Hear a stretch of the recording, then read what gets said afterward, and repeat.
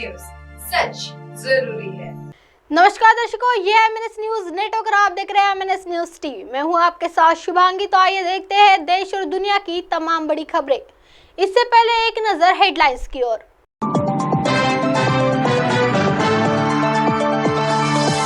नागपुर पहुंचे भाजपा राष्ट्रीय अध्यक्ष जेपी नड्डा, अखिल भारतीय प्रतिनिधि सभा में होंगे शामिल।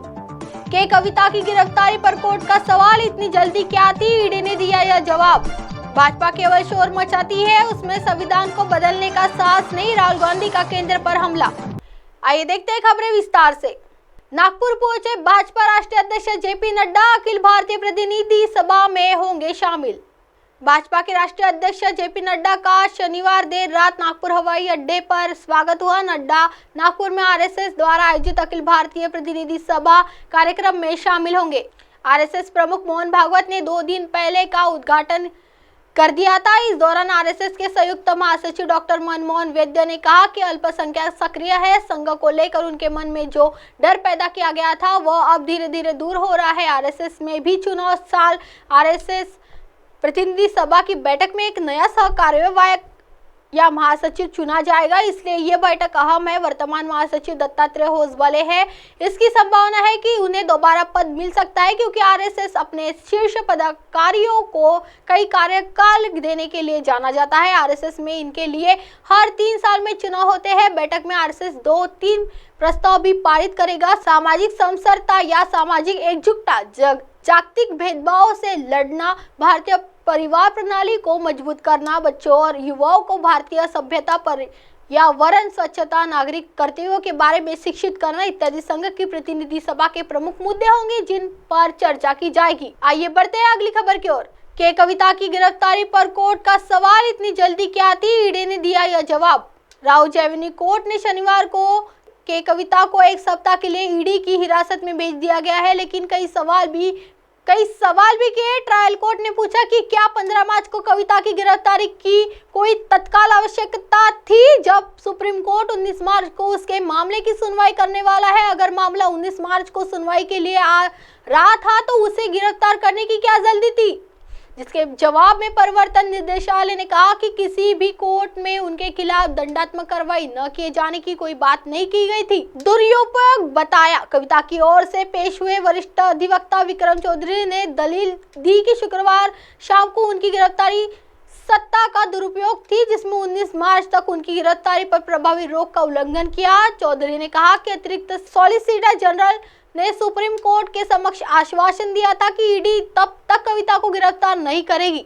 ईडी ने क्या दिया जवाब? परिवर्तन निदेशालय की तरफ से पेश वकील ने इसका खंडन किया। उन्होंने कहा कि किसी भी अदालत में यह बयान नहीं दिया गया है कि कोई दंडात्मक कदम नहीं उठाया जाएगा। बचाव पक्ष अखबार की रिपोर्टिंग सामने रख रहा है, जो कि कोर्ट में मान्य नहीं है। आइए बढ़ते अगली खबर की ओर। भाजपा केवल शोर मचाती है, उसमें संविधान को बदलने का साहस नहीं, राहुल गांधी का केंद्र पर हमला। कांग्रेस नेता राहुल गांधी ने रविवार को दावा किया कि सत्तारूढ़ भारतीय जनता पार्टी शोर बहुत मचाती है, लेकिन उसमें संविधान को बदलने का साहस नहीं है। राहुल ने यह भी कहा कि सच्चाई और देश की जनता उसके साथ है। भाजपा सांसद अनंत कुमार हेगड़े ने हाल ही में कहा था कि उनकी पार्टी को संविधान में संशोधन करने के लिए कोई कांग्रेस द्वारा इसमें जोड़ी गई अनावश्यक चीजों को हटाने के लिए संसद के दोनों सदनों में 2/3 बहुमत की आवश्यकता होगी। इसके बाद भाजपा ने हेगड़े की टिप्पणियों से पैदा हुए विवाद को शांत करने की कवायद में इसके उनका निजी विचार बताया और उनसे स्पष्टीकरण मांगा था। राहुल गांधी मुंबई में महात्मा गांधी के आवास मणि भवन से अगस्त क्रांति मैदान तक न्याय संकल्प पदयात्रा करने के बाद यहाँ एक सभा को संबोधित कर रहे थे। अगस्त क्रांति मैदान में ही ब्रिटिश राज से आजादी के लिए एक भारत के संघर्ष के दौरान 1942 में भारत जोड़ो आंदोलन शुरू हुआ था। उन्होंने कहा कि भाजपा बहुत शोर मचाती है, लेकिन उसमें संविधान को बदलने का साहस नहीं है।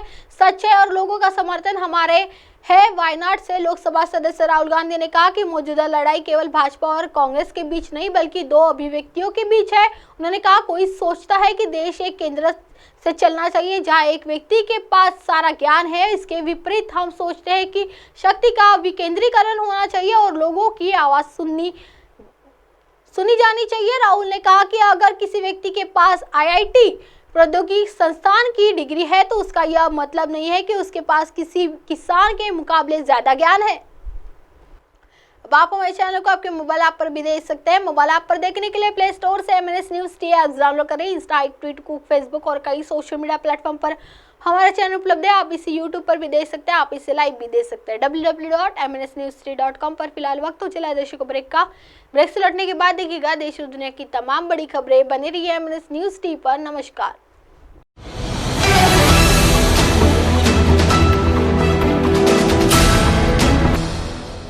ये है MNS न्यूज नेटवर्क और आप देख रहे हैं MNS न्यूज।